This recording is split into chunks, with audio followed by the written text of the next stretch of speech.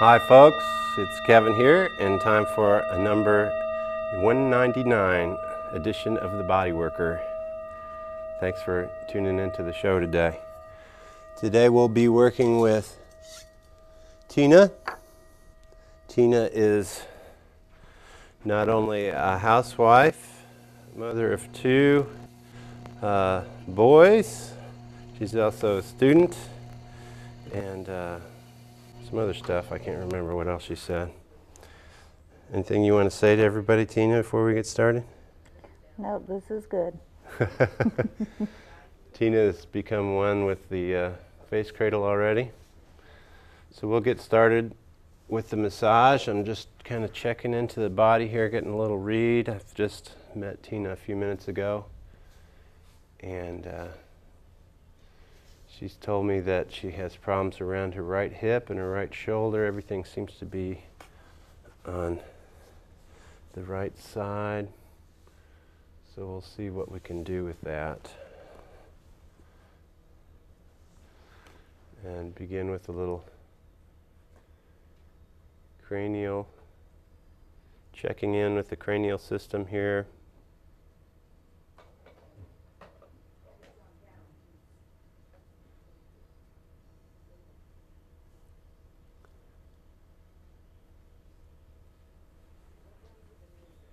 When I do this read of the cranial system at the beginning of every session, it's not only a way for me to verify how the work is affecting the body-mind, but it also allows me to interface with the body-mind at the deepest level. So it's a way that I can kind of say hello and at the same time introduce the idea of doing some work and really let Tina know at the deepest level that I'm really listening to her.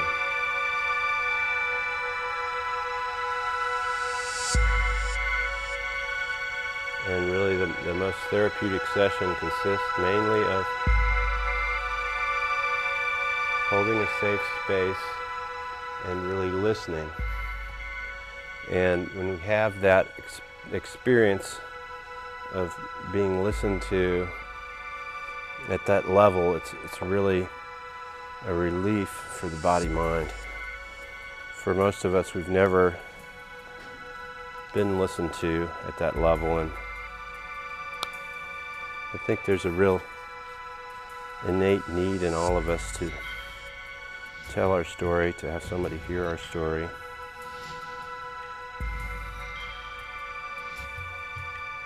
And that's what makes massage such a personal thing. And it really is important to have a therapist that we feel safe with. Here in Austin, we're really lucky that we have so many massage therapists that people can really pick the therapist that's right for them. And I encourage everybody to do that. You know, when you go to interview your therapist, when you get a session, just hold the question for yourself: do I feel safe with this person? Because if you don't feel safe with them, then no matter how good their technique, you're still in a situation where the process can't happen. It's not really a therapist working on you. The therapist should be working with you, and you can't get the work done that you need to do unless it's a safe place. And if it is a safe place, a lot of stuff can happen even if the therapist isn't that advanced in their technique. I think this is something that's not really emphasized sufficiently.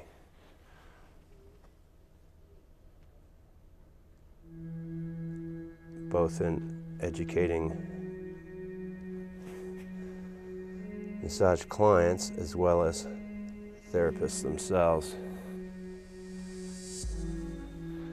Creating a safe place is kind of an so-called etheric type of endeavor, but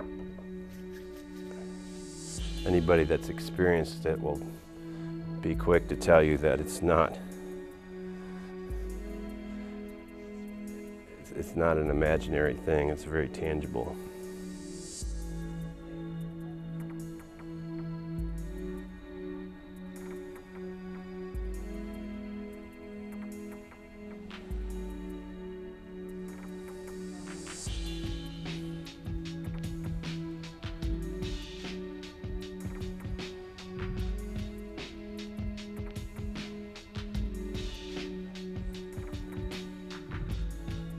So the feet here are really part of my interview. I know I've told you that before, but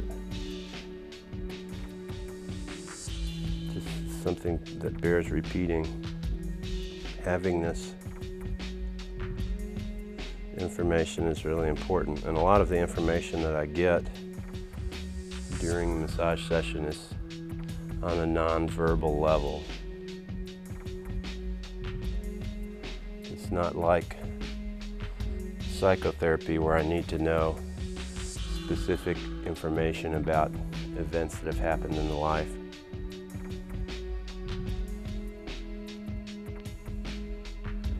Or that events need to be relived, but they're all here in the tissue, in the way that the body-mind communicates with itself inside.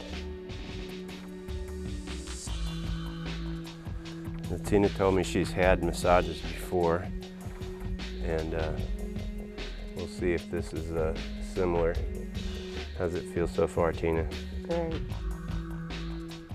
So it's not too intense for you? No. The feet give me a lot of information, not only what's going on with the body, but generally what level of pressure I can use in sessions, what is tolerable or acceptable for my clients.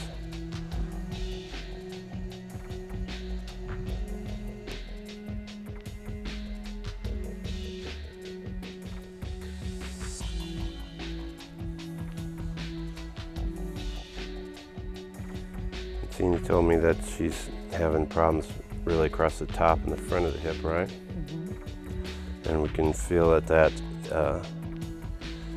TFL muscle is pretty tight going into the trochanter here and the IT band. And that's most likely putting a twist into the whole pelvic area. So we're going to see if we can just make that area a little bit more flexible, more happy. This area across the top of the pelvis, what's called the iliac crest, is really an important area for communication from the tissue. A lot of the communication that's moving through the body-mind goes through these soft tissues, through the connective tissues. And the pelvis is a bony structure that really breaks off a big area of this communication. So a lot of the communication has to go over the edge of this iliac crest, and if the tissues get bound up here, communications have a difficult time. It's like having a radio that's not getting a very good signal. So the body has to expend extra effort trying to get the communications across this area.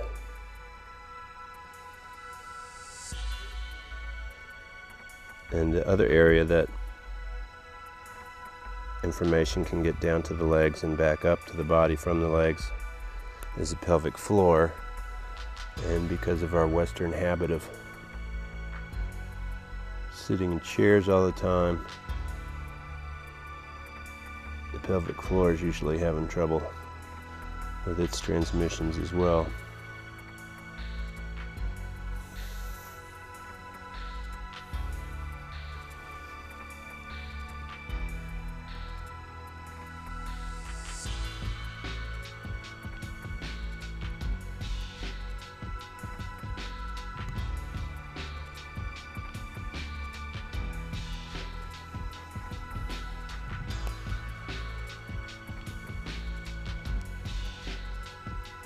Pressure's okay, Tina? Mm-hmm.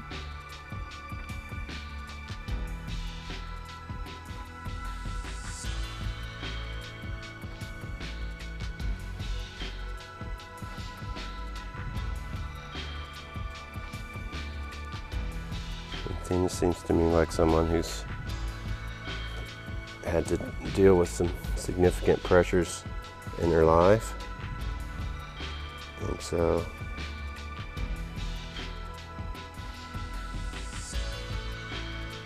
this level of pressure that I'm using doesn't seem too bad to her.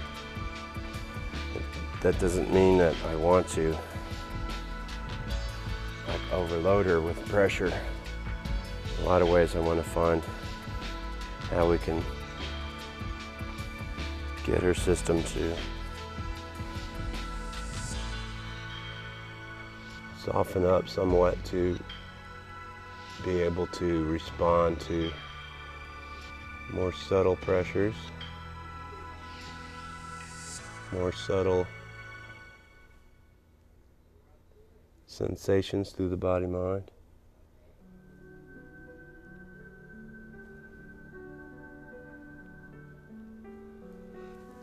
So we're working here to just smooth off and soften up the greater trochanter.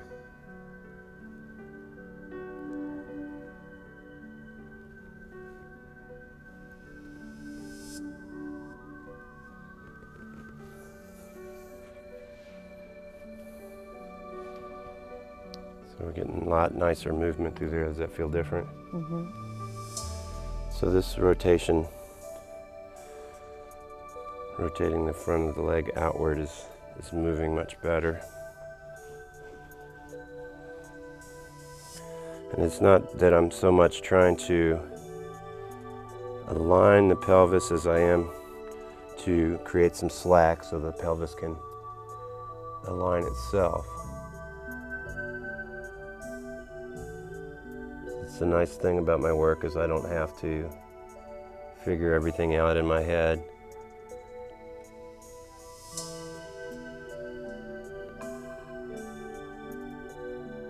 I'm concentrating more on just listening and holding a safe space and not trying to get any place in particular.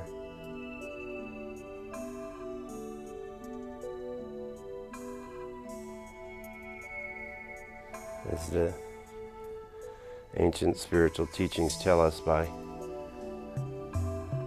doing nothing, everything is accomplished.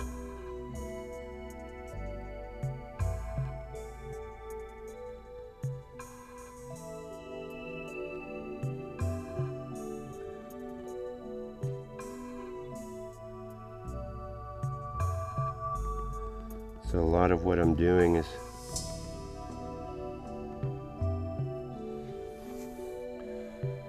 finding a way to access these deeper places in the tissues, places that haven't been listened to, and go in there and just hang out and listen, hear the story.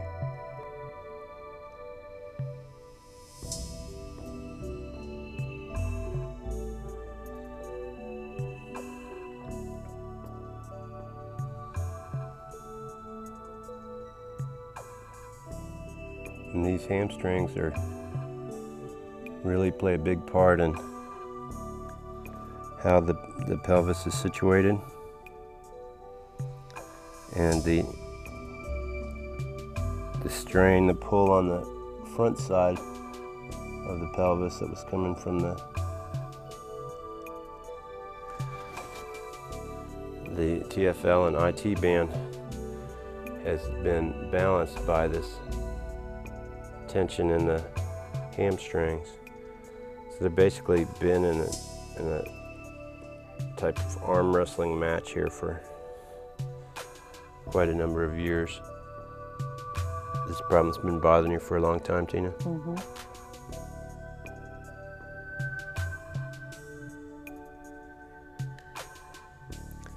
I can tell how long something's been in the body by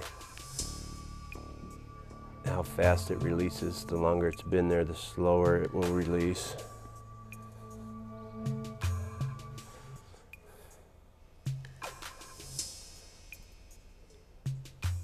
And this is because the process of stress creates what we call micro tears in the tissue. And when the tissue is attempting to repair itself, it's going to glue onto an adjacent layer to stabilize itself while the tissue regenerates. And when these layers are glued together over and over again, and they're never allowed to open up and become autonomous again, we get into a situation where whole sections of muscles which are supposed to act independently are basically pulling on each other. And that puts us in a situation where we're going to be re-injuring ourselves more and more often. So as you can see, it's kind of a vicious cycle, and a lot of what we're doing with massage, Soma Zen bodywork, is breaking that cycle, just giving the body a better chance to heal itself, to return to homeostasis, which is it's really a process the body's doing all the time. It's doing the best it can, but of course it's happy to have a little assistance from your body worker.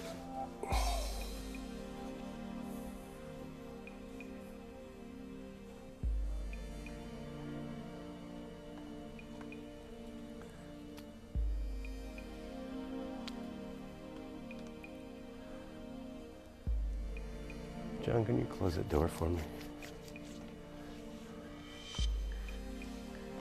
And check the sound too, see if the music's up loud enough.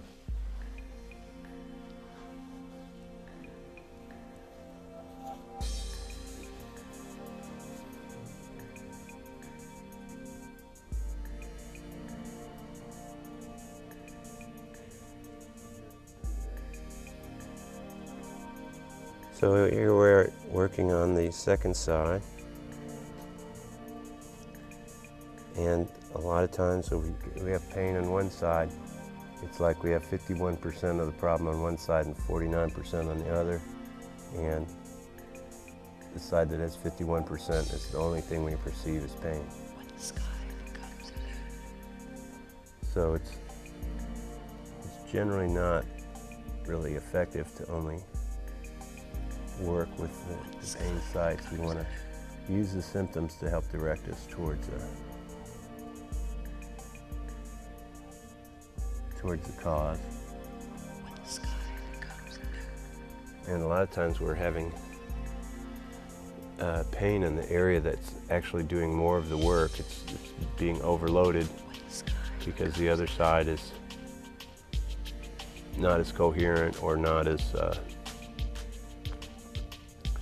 I don't want to say lazy, but that's kind of what it is. It's not lazy on purpose. It's just out of habit. We've gotten used to using one side all the time. It's like when we're driving a car, we always use our right leg to push the gas, unless we're in England or somewhere.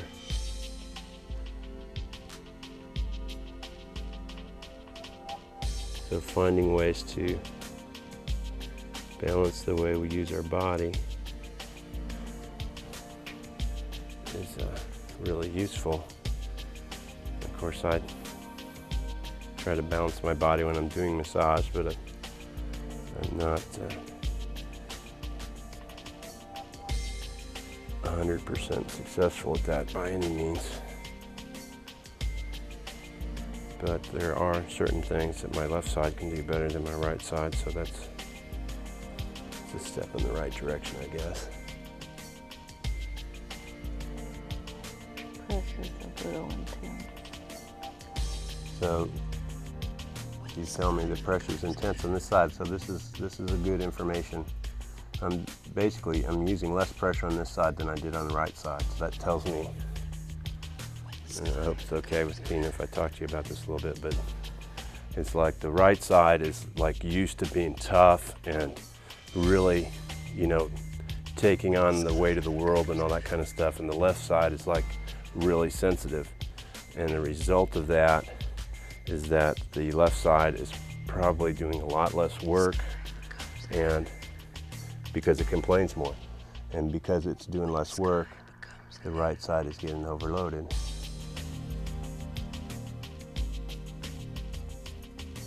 There's not an incredible amount of difference in what's happening in the hamstrings on the left and right. It's just the way the body perceives it.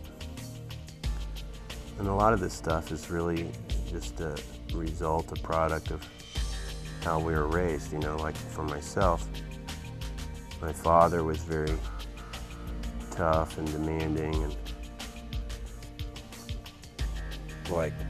go 110% all the time, versus my mom was very soft and tired more easily and stuff like that. So I see the kind of response in my body as a result of these two forces that as a child I imitated without any discrepancy. And most of the habits of our body are coming from imitating the people that we were raised by. Our first months and years after we're born are setting up most of our movement patterns, and to a large extent our movement patterns govern our emotions and our thought patterns, because the movement patterns are established as a habit before we get habits in the emotions and the thoughts. So it's not that they're necessarily stronger or faster, but that they've been habits longer. So then as we begin to come into habits of thought and feeling, those habits in those areas are already being influenced by previously established habits in the body. And that's why you can only get so far with talking about things. You really, to effectively bring about a change, you really need to get in the body. And I'm not saying that that's easy, but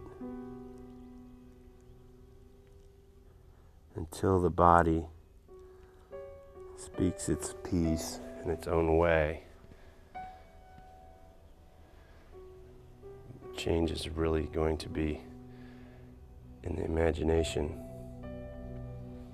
And I mean, you shouldn't believe me on this. You should verify. The way to tell if you've changed is by the people around you, because they're going to be objective to your behavior in a much more easy way than we can be objective to ourselves.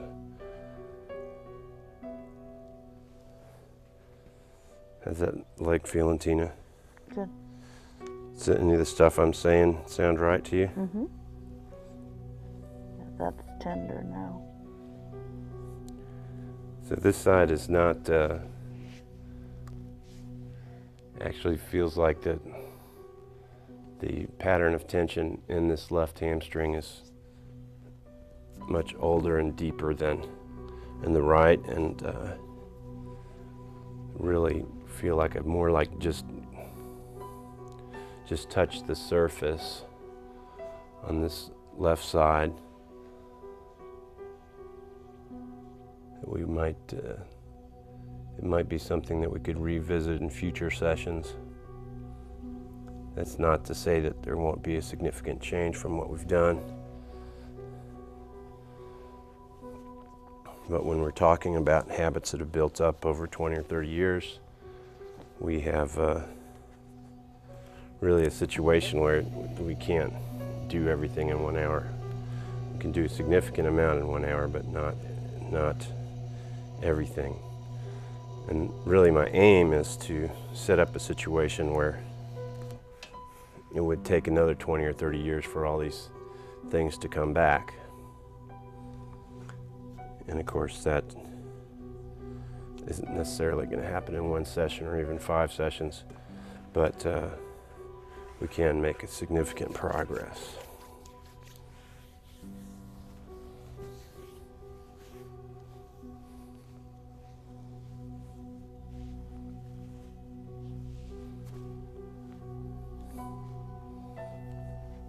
We'll let this down just a little bit. Is that okay?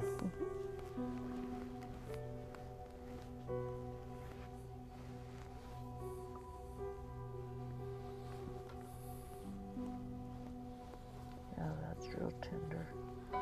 So again, we're here in the shoulders. The complaint is from the right shoulder, but from my standpoint, the tissue is telling me it's more or less the same on both sides. So we'll see if we have the similar pattern of being more sensitive on the left side than on the right.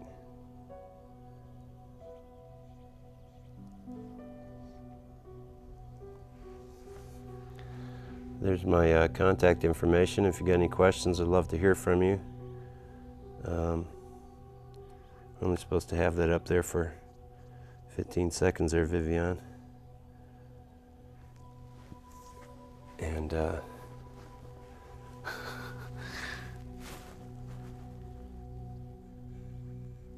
if you need to ask me any questions, need any information, or you'd like to volunteer to be a model on the show, we'd love to hear from you. As I mentioned earlier, we're doing our 200th show today. We've been on the air for 9 years now. Our first show was the 4th of July in 1994. And John's our longest surviving crew member. When did you start on the show, from 95? 94. You started in 94, so it was in late 94, I guess. After we'd done 5 or 6 shows. So John's been on board for 190 shows or something. Thanks to John, and thanks to all of our past crew members that worked on the show for so many years. Thanks to all of our models, and thanks to all our viewers who've been watching us for so many years. I hear from people that all the time that are watching the show for many years. Tina told me she's been watching for a while. How long do you think you've been watching, Tina? At least for 2. At least 2 years.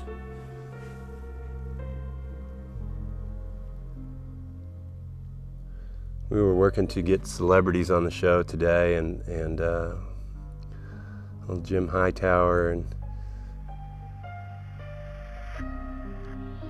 didn't return my email, so we also didn't hear back from Ray Benson. So as a result, the famous personage that we have here today is Winnie the Pooh. He's overseeing my work over there.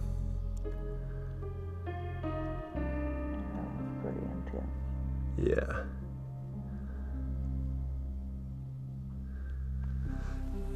So we're back here working with this iliac crest, this time coming from the top, and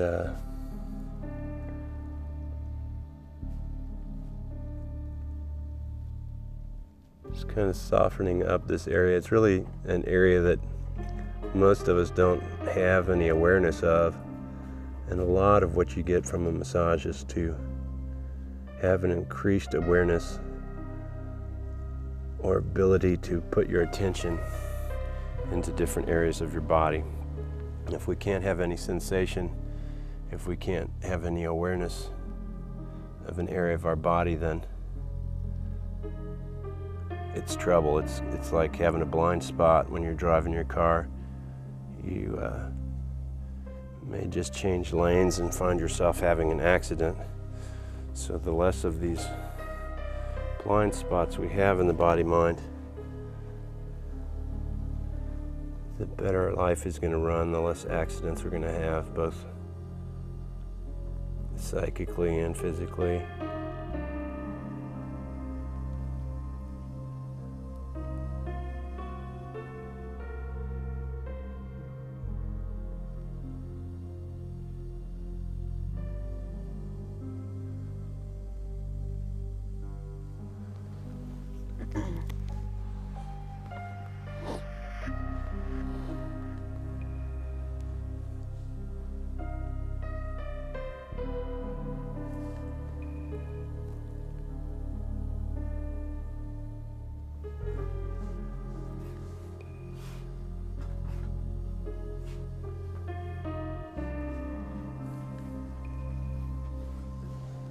So I'm getting this shoulder loosened up. This is this latissimus is really a central piece here.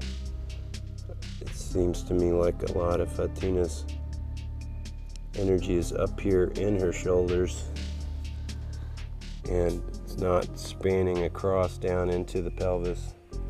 We want really the energy of all our movements to come from the sacrum, from the pelvis. We want the strength of our movements to come from our legs. The legs are a lot more capable of doing hard work than the arms.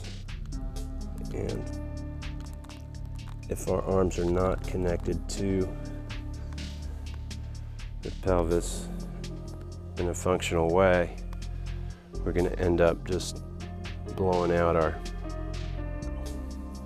rotator cuff in the shoulder. And most problems that we have with the shoulders are due to overuse of rotator cuff muscles that are really, they're called rotator cuff muscles because that's what they're there for, to stabilize the rotator cuff. They're not there to lift things.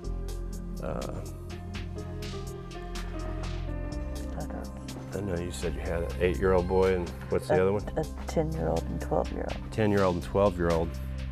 So if you've been wrestling with young boys for 10 or 12 years and using your rotator cuff to try to keep them in line, it's really pretty good that she's lasted this long. She's ready to hit the pro wrestling circuit, right? Oh, yeah.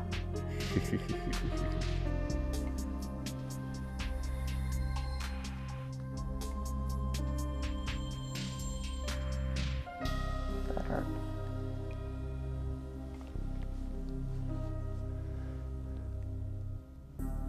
People are always asking me, how come people on the show don't scream? I don't know, I guess the people that volunteer to be on the show are all pretty tough people. She's just like, that hurts.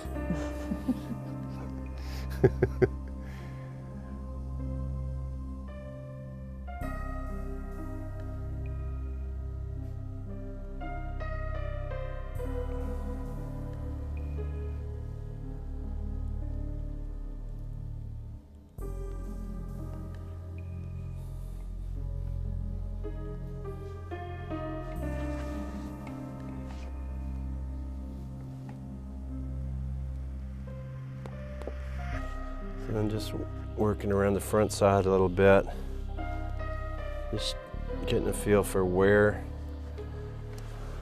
the shoulder's bound up the most. Just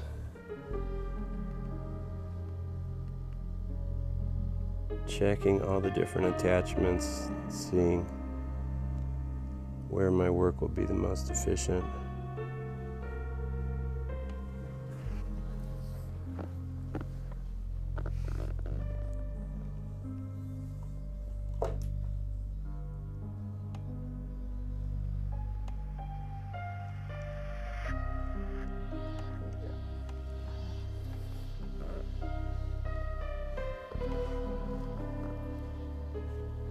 So we're making a little progress here in the rhomboids, freeing up the trapezius from the rhomboids.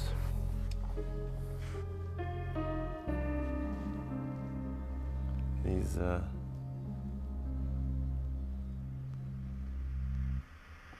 muscles here stabilizing the shoulder blade from the bottom are an area that are missed a lot in massages. They can really contribute a lot. Serratus muscles.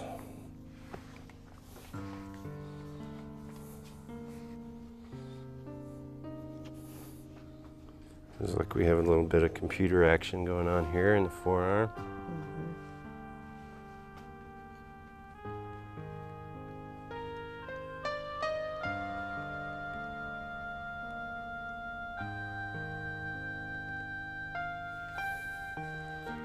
Not too bad.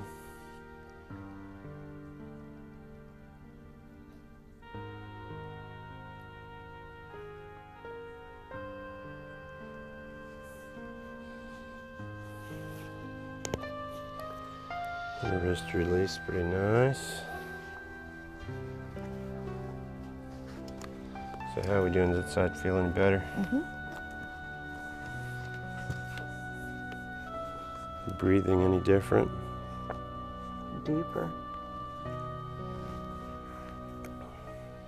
So we can get the breathing working a little better, and even a slight change. We don't want to have necessarily more breath, but less energy from the body-mind devoted to breathing. We're breathing some 14,000 times a day, so a little dividend goes a long way.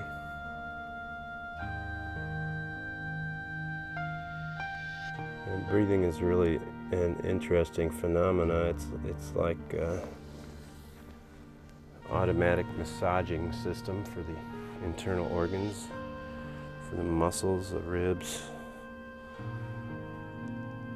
When we're breathing is working right, our legs will actually feel movement from the breathing.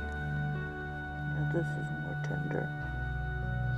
So as we were talking about earlier, the left side has just got a higher level of sensitivity. The right side in a certain way is just less sensitive, or just kind of toughened itself up like a callus or something. It doesn't feel things the way that the left side feels. And this level of perception, this level of awareness, has come from these habits of movement, postural habits that have developed over a lifetime. So it may well be that the right side is getting injured more often because of this lack of sensitivity, or lower level of sensitivity, than the left side. The left side is like more interested in taking care of itself. That hurts. Yeah. Just keep breathing.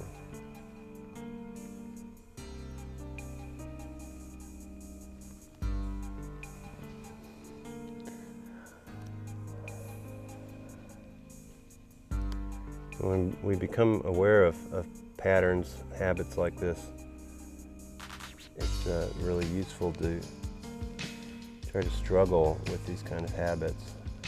It can bring about an awakening and a new level of awareness in all areas of our life.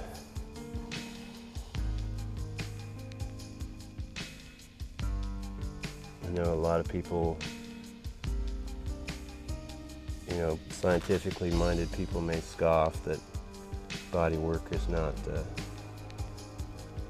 anything significant or scientifically provable. It's all imagination. And at the same time, there's very religious people that think that the body is a evil thing and should be ignored. So it's kind of like both ends of the spectrum are against this kind of work.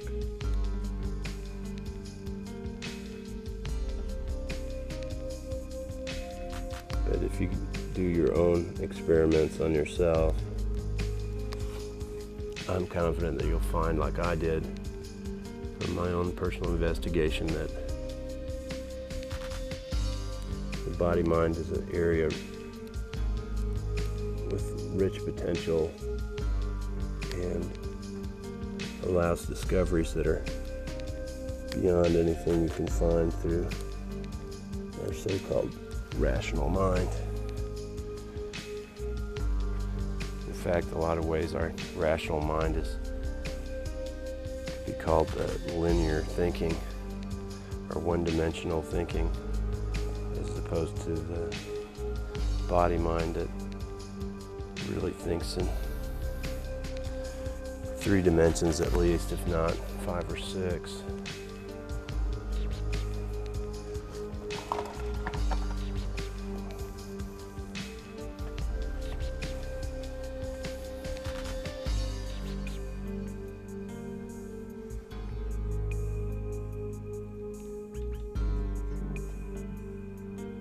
So again, it's using really the same or a little bit less pressure.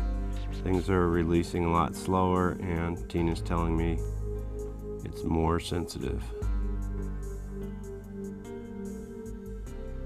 And there may be one thing I talk to my clients about rather frequently is seeing different textures, the different types of pain.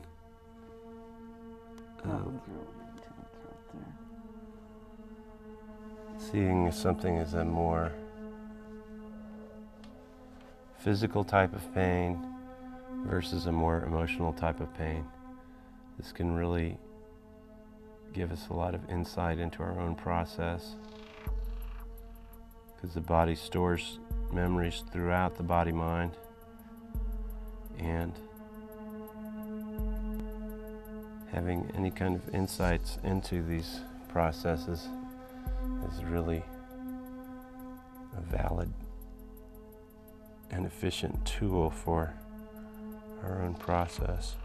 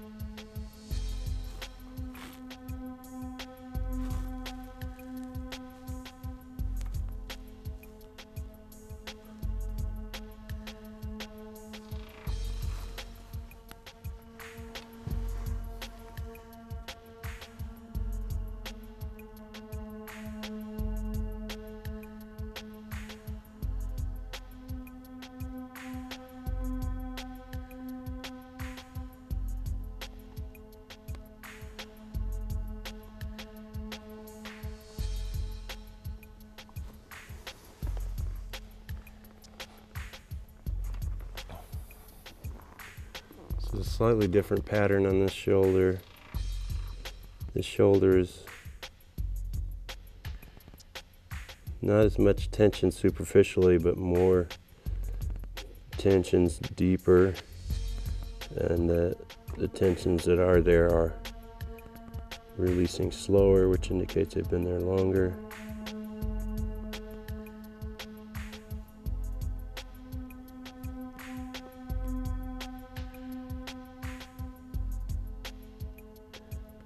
And when we have these kind of long-held tensions, not at all unusual as they release for a process to begin in the body-mind, where things start getting balanced, things start getting resolved. So a lot of times I'll encourage my clients to give themselves some quiet time, if not right after the massage, at least later that day or in the next day, to give them time to reflect on it. I know a lot of my clients, when they're doing a series of sessions, will even do a little journal writing, see what happens with their sleeping patterns. Generally, people sleep a lot deeper, but also, since they are getting a more efficient rest pattern, if they stay in bed the same amount of time, they may end up having a more active dream cycle as well. I'm not gung-ho on dream analysis, but a lot of people like that, find it interesting, and I'm sure that occasionally people find practical information that way.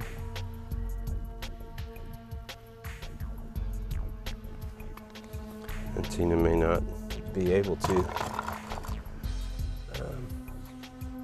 relax and take it easy if she's got two almost teenage boys to deal with, but there's a certain level of tension that we all need to maintain. But generally, we're maintaining a much higher level of tension than what's necessary. So that's a lot of what we're working on here with Soma Zen body-mind integration, is to find what's necessary and not go beyond that.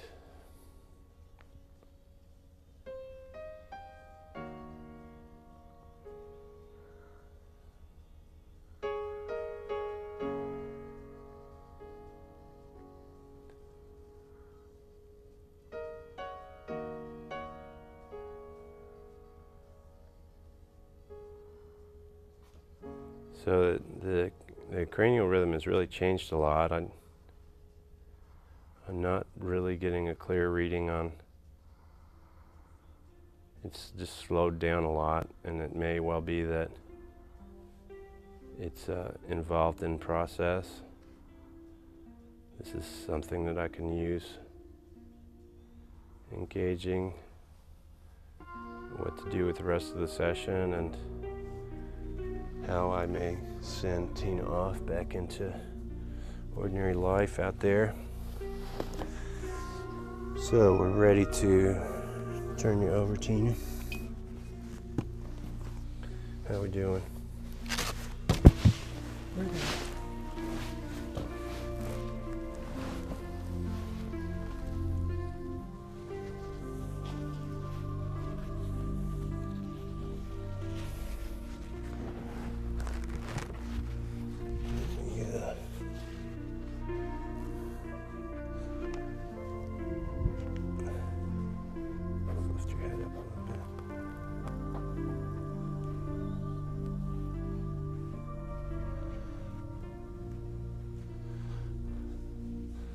So I want to have the head in a relaxed position, not hyperextended.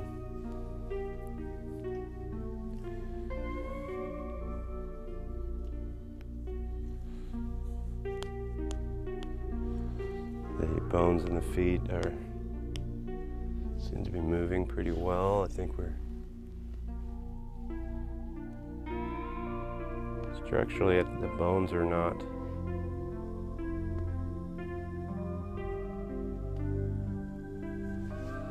having as much difficulty as the soft tissue.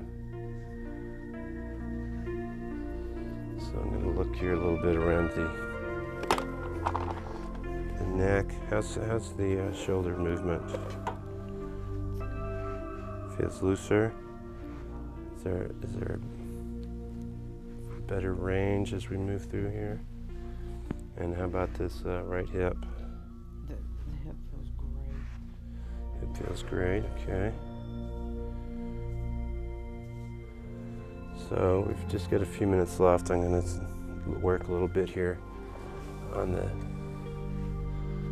neck area. The neck is pulled forward as it is in most people, and a lot of times this happens when we have tension around this thoracic inlet. In general, the muscles in the front are stronger, so if there's a tension battle going on, the front side usually wins, which means our head gets pulled forward, and that's makes for a lot more work in maintaining ourselves in the field of gravity, and really a lot more work if we want the head brain to receive information from the body. Let me know if this pressure's too much. This is probably pretty sensitive, huh? Yeah, there's a lot.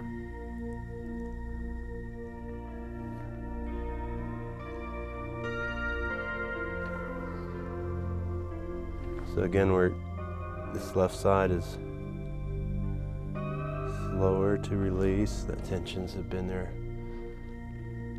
longer, they're deeper. That hurts.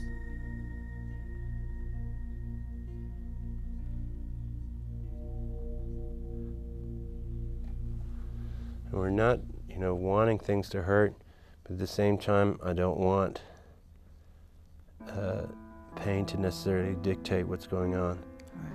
because a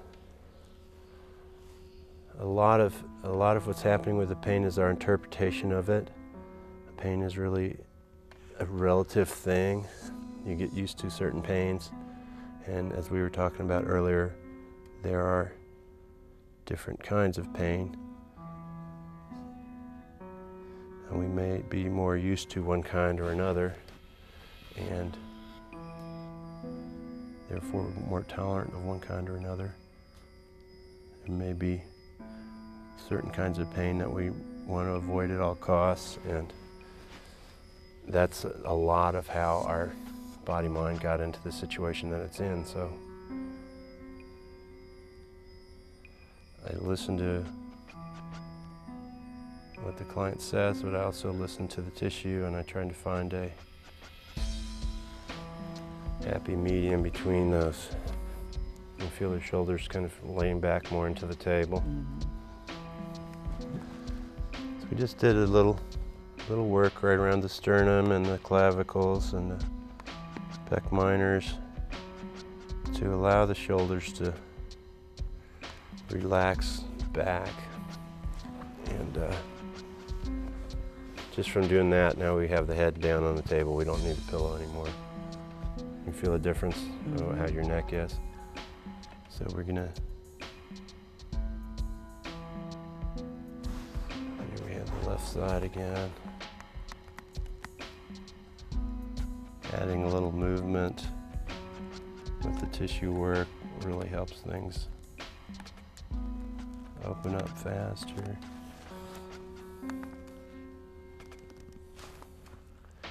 This is binding up of the levator with the scalenes.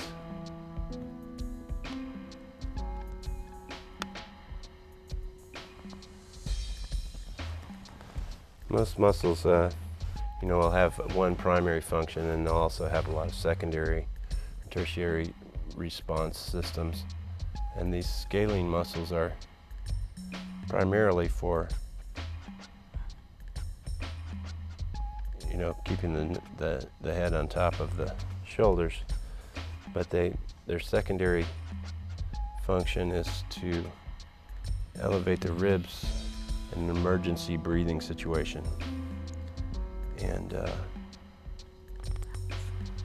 lot of us are having an emergency breathing situation all the time. So allowing the scalenes to have a little vacation from being involved in breathing. Gives them the opportunity to refocus on their primary mission of getting the head up on top of the body.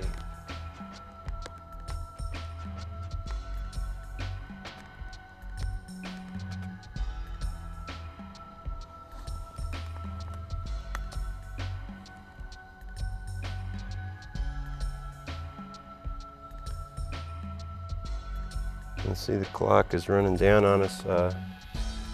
Do want to mention the music that we're listening to today is from Roger Eno and Lol Hammond. It's called Damage. And Roger and Brian Eno, some of my favorite music for massage. So I figured I'd use them on my 199th show and 200th show. Thanks to all of our loyal viewers that have been watching the show for the last 9 years. There's our crew list. Mason isn't here today, but John and DJ are running cameras. Vivian is in there controlling the universe. I'm Kevin, your host for the show, and this is Tina here on the table. Going into realms where no one has ventured before. Our own personal Star Trek. Here's our sponsor list. Pro Tape, professional tape and communication supply at 313 South Congress. A really great source of information if you've got any questions about all the new digital tape media.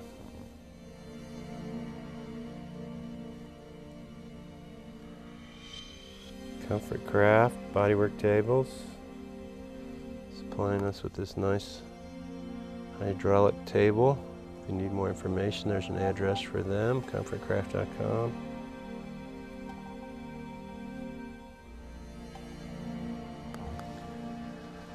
Austin Bed and Breakfast, austinbnb.com if you need more information.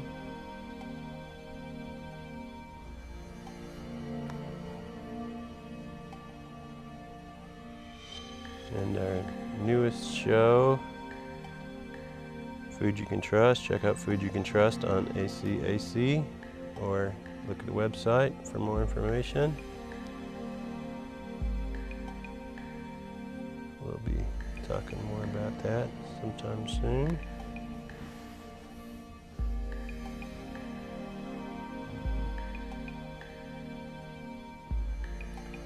Again, if you want to come be on the show, send me an email. That's how I pick people, by email. If you don't have email, go to the library. I need to do it by email. It's too complicated to try to call everybody on the phone. But if you do send me an email, do send your phone number and tell me what it is you'd like to work on the show. We do the show the first Wednesday of the month in the morning.